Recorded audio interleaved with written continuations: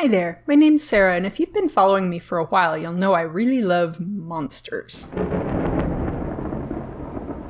From dragons and werewolves to beasts of Greek and other mythologies, these fantastic creatures often share a similar design trait. They're hybrids of two or more animals. Today I'll talk about how to draw anthropomorphic characters in particular, that is to say, having both human and non-human traits.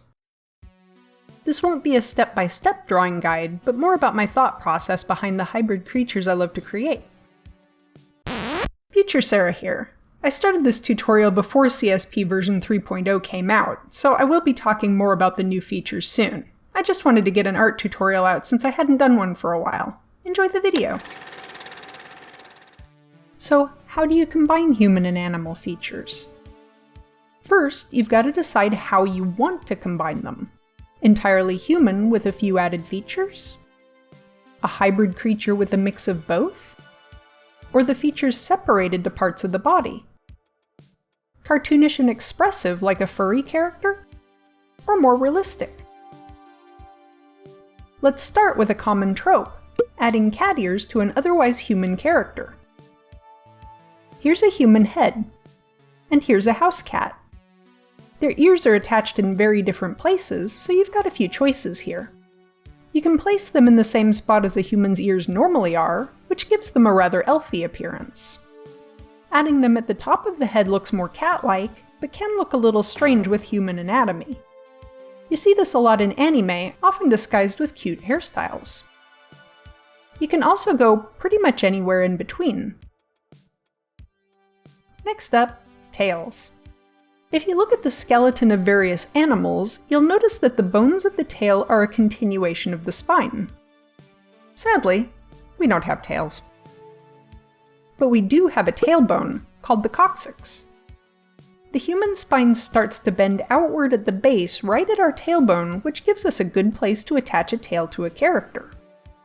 Continue the flow of the spine outward, and then you can attach whatever type of tail you want. So far, we've stayed pretty human, but what if we want to go further? Here's a human face in profile, and here's a wolf. Once again, the skeleton is the best place to start. Let's imagine a creature at a point exactly halfway between the two. Once you have this as a base, you can start to imagine how muscle, skin, and fur might go over it. You can go for a direct hybridization, or you can get creative. I find profiles to be the easiest way to do this exercise, but once you get more comfortable with it, you can start exploring other angles.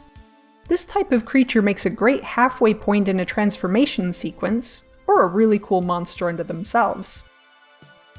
This same technique can be used on any part of your creature. Here's an example with a single digit, and here with a hind leg. This right here proves how important references in anatomy are. Lots of people think dog legs bend backwards, but that's just their ankle. One last form of anthropomorphic creature I want to touch on is the type most often seen in Greek and other mythologies.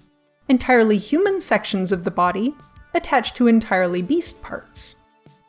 The same principles apply as with attaching a tail to the coccyx. Be sure there's a natural flow to the body. A human torso can blend into the shoulders of a horse by comparing where the anatomy makes the most sense. The human spine continues into that of the horse, and the lower torso muscles take the place of the neck. You can do the same thing with a fish, goat, or anything else you want to imagine. There's a lot of fun creativity and trial and error involved when it comes to making these kind of beasties. I know they're not always technically anatomically possible, but sometimes you just have to go by the rule of cool. If it looks good, it works. I hope this gave you some fun ideas to get started. Get out there and draw some hybrid characters, and be sure to tag me at Ms.RedNebula on socials with your art. Hope to see you soon. Bye. A big thank you to all of my patrons, with a special shout out to Nova Tier patron Joe C. Phipps. Check out my Patreon if you'd like to help support future content like this.